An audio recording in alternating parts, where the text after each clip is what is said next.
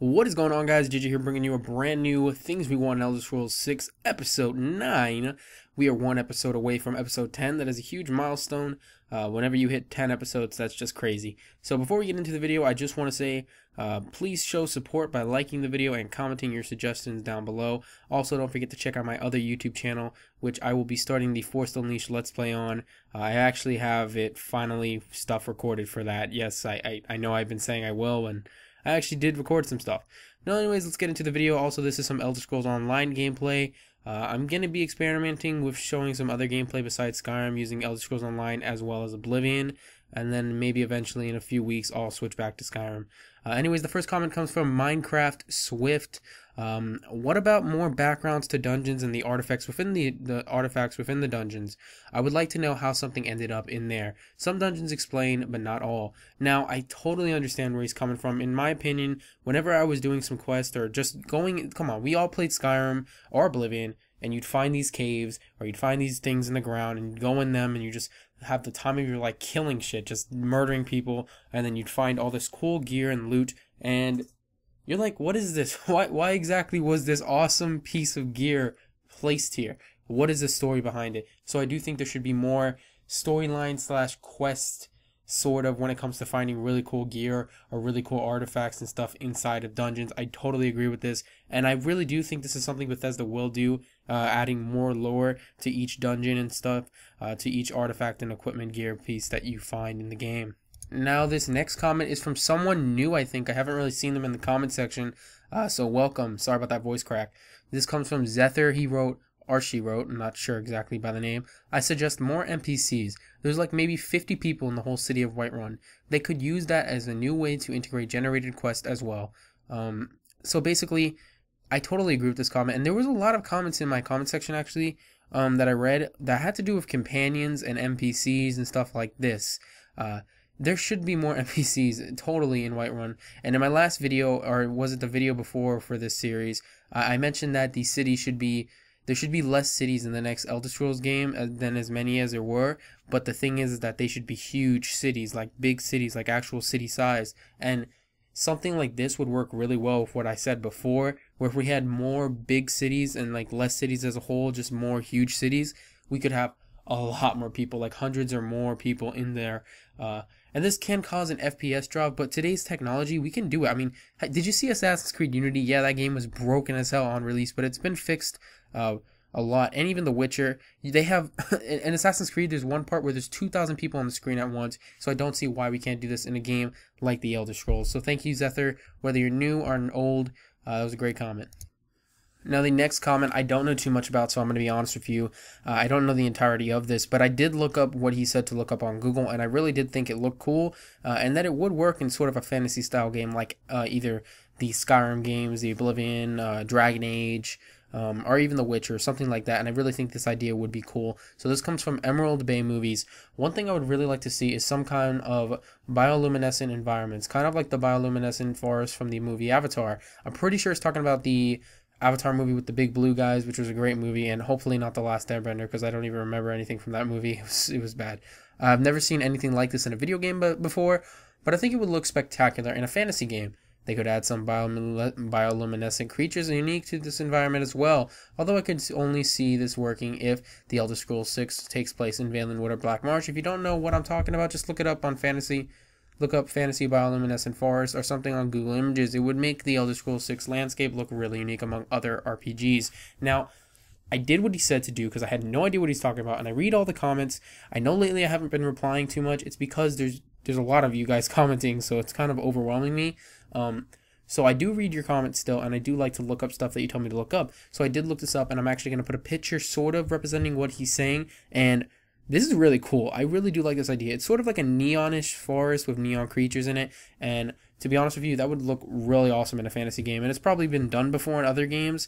And it would really work, I think, entirely in this game. Especially when he went into detail saying that we could have bioluminescent creatures. That would look awesome if there was like some type of lizard bear thing just running at me and it had like neon lights all over it. That would creep me out. I might get a seizure from looking at it, but it would be cool as hell. So thank you for that comment. The next episode, Double Double, was on last week and now on today. Cold Gin Drinker. Thank you for choosing my comment. You're awesome. And here's the next one. Thank you for that.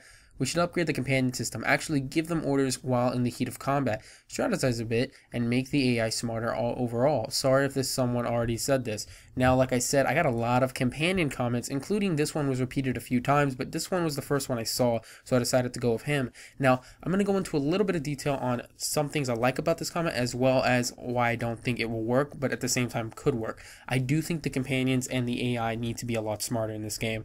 The companion system does need to be a little bit better. I think we should have the ability to tell them where to go, not per se so much, and we might be able to do that. Seeing how in Fallout you can now command your dog, I'm guessing that in years to come, the next Elder Scroll game, we will be able to command some sort of NPC or companion of our choice. Now, I can't really go into detail about the strategizing. I'm sorry, I can't pronounce English. I don't speak it well, apparently, even though I was born here in the US. I don't think that will really happen in the next game. I'm not saying it wouldn't be a good idea. I'm saying it would be a great idea. However, I don't see it happening because that's sort of like a Dragon Age thing where you can command your companions and strategize and do all that stuff. And don't get me wrong, it would work really well in this type of game. I don't see it happening though, but I do agree that we should make the companions smarter and we should add some sort of combat differences. There are a few mods where you can actually change your companions' weapons and stuff like that. Are there attack forms? Are there stealth situations and stuff like that? So you can implement it so that they'll do this in certain situations. And I think that would work really well compared to what you wrote. So yes and no on your comment. Great comment. But at the same time, I got to be a little more realistic considering it's an Elder Scroll game and not a Dragon Age game. So thank you for that comment. The next one comes from Speedy Gun 1, Nathan Taylor Kitching. I just read that completely opposite the way I was supposed to. Another thing they could add is visible progress with combat. At level 1, you might swing awkwardly and do less damage, and you can't maintain a spell properly or block, and as you advance with these skills, it shows visible with more clean swings with weapons and such, because it's annoying how swinging a sword looks the same at level 15 and at level 100 of that skill. I actually saw this comment another time on one of my other videos, and I didn't really read it too much because I had already made a video and I like to get the comments from the previous video for the next video. So I really do like this idea. The thing is about these games is that the combat system always looks the same. And that's not really a bad thing, but at the same time, what he's saying is totally true, and you got to look at it from this aspect. When you start out the game, you're a prisoner. You have no idea what's going on. Literally, you have no memory whatsoever. You're just some dude who just ended up being in prison. Well, in this case, you ended up about to get your head chopped off. You really shouldn't know how to swing a sword unless you have some background, which the game doesn't really add in the Elder Scrolls.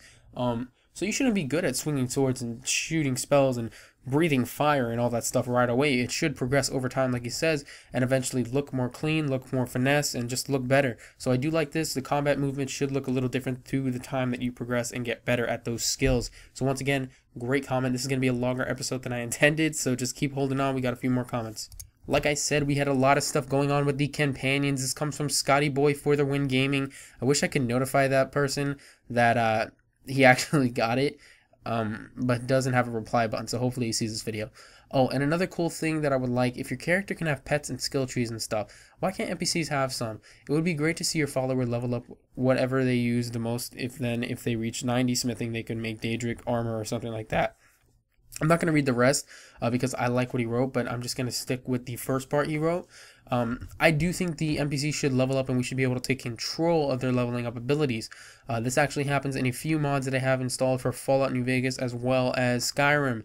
Now what it gives you the ability to do is each time you level up, your companions actually level up, allowing you to increase certain abilities that they do.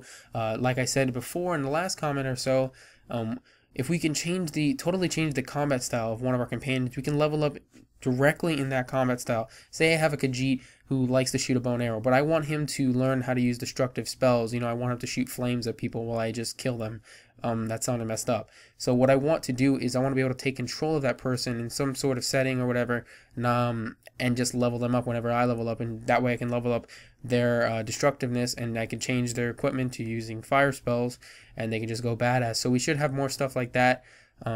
It would just make the game a lot better if we had more NPC/companion control, sort of like in other games that I love, like BioWare games and other stuff like that. I don't want to make Bethesda game a BioWare game at all, but I do think it could learn a few things from them, and BioWare could learn a few things from them, just like any company can learn from any other company. Alright, the next one is a double. This comes from Wacky Skeleton, and Emerald Bay Movies makes another appearance in the same video. For next episode, why don't Bethesda add different voices for people like guards in the Elder Scrolls 6? I don't like the fact that every guard has the same voice. What if you're a friend of a guard? How are you going to find him next time? And I like the armor of guards wear, but we should be able to identify them at least. And then this person wrote, Emerald wrote, yeah, more voice actors and dialogue would be nice. So it did kind of yank me a little bit and get me a little gripey when every single voice I heard from the guards at least was basically the same. There was like probably one or two different voices, but for the most part they're all the same. And there should be a little bit more variety. I think the voices should change a little bit and each character should have his own distinct voice. However, you gotta look at it from a development team standpoint. That would take forever. That would take literally hundreds of more hours to incorporate in their game. But knowing Bethesda, I wouldn't be surprised if they did something like that because they really do care about the fans and they would probably do something like that just to get your attention and bring the immersion into the game. So we have one final comment. This was a long ass episode. Damn. Actually, no, it was probably about like less than 15 minutes. Let's go into the last comment and I hope you guys enjoyed this video. So the last one. Let's go. Now the last comment comes from Symbiote Dinosaur and he's commented on a few of my videos. However, I never noticed. Some people I just don't notice until the last second, and I can't put their thing in the video because it's already up. He's said stuff about leveling up system with the perk tree and how it should change and other stuff. And I do notice your comment. I just want you to know that. I always see it really late. So I saw this one, and I was like, you know what? This is a really good comment, so I'm going to put this on my #1 spot because this is something I actually would really like to see, and I was thinking about something like this the other day when I was playing Skyrim I haven't played Skyrim in a while, but I was playing it, and I transformed into a werewolf, and I actually thought exactly what he said. I would want a more dramatic werewolf transformation.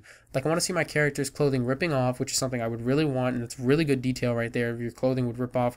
And if actually, I don't want to see your armor or clothing breaks that you're wearing, but it should disappear, like, on the ground or something, and you have to pick it up later, and you have to find it or something. That'd be cool.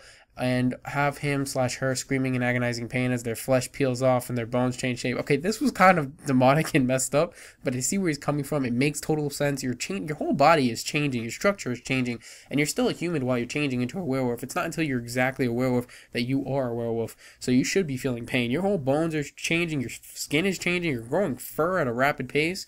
It just makes sense. It would also be cool if they added wereboars like they were in Daggerfall as well. Werebears, weresharks, werecrocs, and other Lycian throps from the lore. Sorry if I pronounced that wrong. I probably did. I also think that different races should look different in werewolf form. Like an Argonian werewolf should have a few horns on its back and sharper teeth, and a Khajiit would have sharper claws and longer ears, maybe even the ability to hold weapons in a werewolf form. Now, this comment, I entirely agree with the bottom part as well. I think that different races should look different. I think the orcs should look a little more built, a little bigger werewolves. The Khajiits, I don't know. You know, I've been a Khajiit. I never transformed into a werewolf as a Khajiit, and I know all the werewolves look the same. The Khajiit really should look different if it's going to be a werewolf, because think about it. It's a freaking Khajiit, just like the Argonian. So great comment, Symbiont, or Symbiote. I'm sorry once again if I pronounced that wrong. I'm just going to call you Dinosaur. So thank you, Dinosaur, for that last comment. I hope you guys enjoyed the video. I will have more Elder Scrolls discussion videos coming out. Actually, sometime this week, I will be doing a multiplayer discussion video of why it should or shouldn't be in the next Elder Scrolls game. And I hope you guys enjoy that video as well. Don't forget to like, comment, rate, and subscribe. And do me a favor, check out my Twitch channel and my secondary YouTube channel. I'm going to be doing some Force Unleashed Let's Plays over there. And on my Twitch channel, I'm going to be starting to stream Rocket League eventually sometime this week. So thank you guys all. Peace.